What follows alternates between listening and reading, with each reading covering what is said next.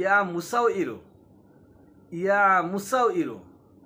মহান রব্বুল আলামিনের 99টি নামের ভিতরে একটি নাম হচ্ছে ইয়া মুসাউ ইরু, যার অর্থ হচ্ছে হে রূপদানকারী, হে রূপদানকারী, আকৃতি দানকারী। অর্থাৎ মহান রব্বুল আলামিন আমাদেরকে রূপ দিয়েছেন, আকৃতি দিয়েছেন, আমাদের চেহারা, আমাদের সৌন্দর্য, আমাদের বডি ফিটনেস ঠিক রাখছেন, মানে আমাদের সম্পূর্ণ স্ট্রাকচার মহান রব্বুল আলামিনই তৈরি করেছেন এবং তিনি এটাকে নিয়ন্ত্রণ করেন, তিনি কন্ট্রোল করেন, তিনিই সব কিছু করেন। ইয়া মুসাউইরু আমরা যদি পাঠ করতে পারি, কখন পাঠ করবো আমরা সেটা অবশ্যই জেনে নিব, কতবার পাঠ করব সেটাও আমরা জানবো। তার আগে আমরা জেনে নেই যে ইয়া মুসাউইরু পড়লে আমার কি কি লাভ হতে পারে। আমি যদি ইয়া মুসাউইরু পাঠ করি, মানে হে আকৃতি দাতা, হে আকৃতি দাতা, হে রূপ দানকারী, দুটা কাজ এখানে। একটা হচ্ছে রূপ, রূপ মানে চেহারা, সৌন্দর্য। আমার চেহারা, ফেসটা সুন্দর হবে। আর আকৃতি, আমার সমস্ত দেহ, বডির আকৃতি, চেহারার আকৃতি ও বডির আকৃতি সব পুরাটাই সম্পূর্ণ আকৃতি সুন্দর হবে।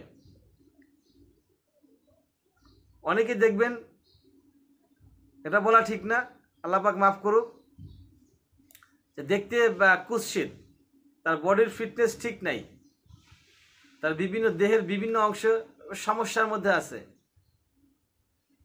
এবং অনেকে দেখতে খুব ভালো লাগে, চমৎকার লাগে, দেখতে তাকায় থাকতে মন চায়, কত চমৎকার লাগে দেখতে।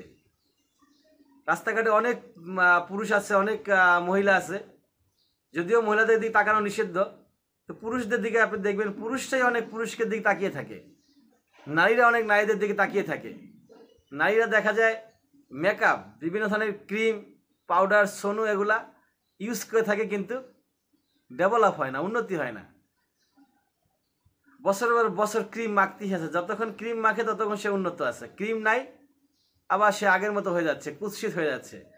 তা আপনি যদি আল্লাহ পাকের এই নামটি ইয়া মুসাউইরু পড়তে পারেন, তাহলে অবশ্যই আর ক্রিম মাখতে হবে না, আপনাকে আল্লাহ পাকই আপনার ব্যবস্থা করে দেবেন, আপনার চেহারার সৌন্দর্য আপনার লাবণ্যময় করে দেবেন, আপনার বডির ফিটনেস স্ট্রং করে দেবেন।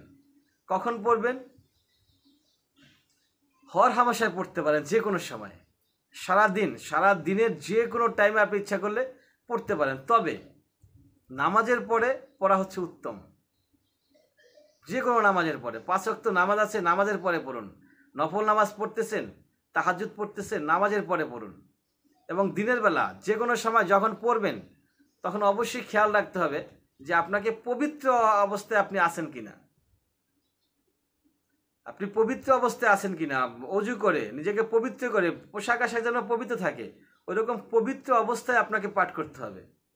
রাতে ঘুমানোর পূর্বে ইয়া মুসাউইরু পড়তে পড়তে আপনি ঘুমিয়ে যান।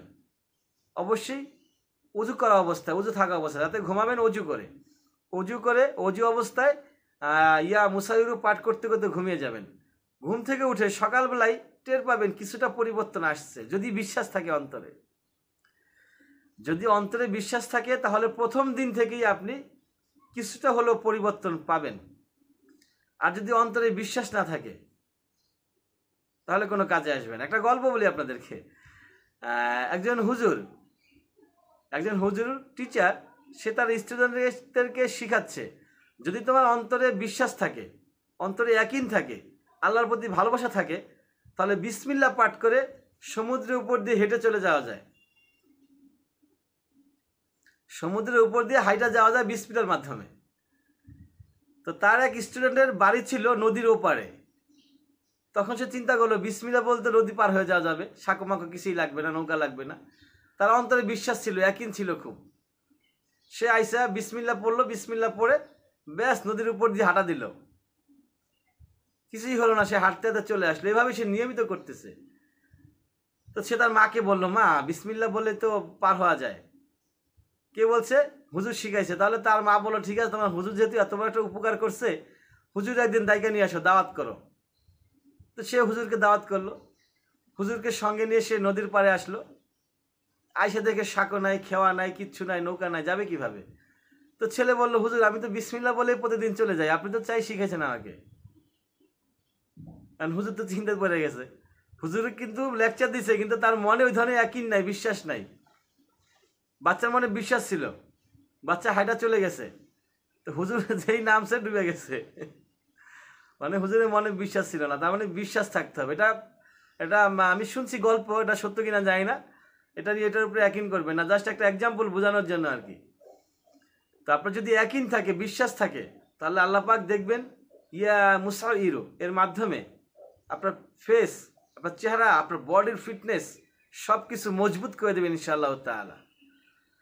ওয়া আখির দাওয়ানা আলহামদুলিল্লাহি রাব্বিল আলামিন।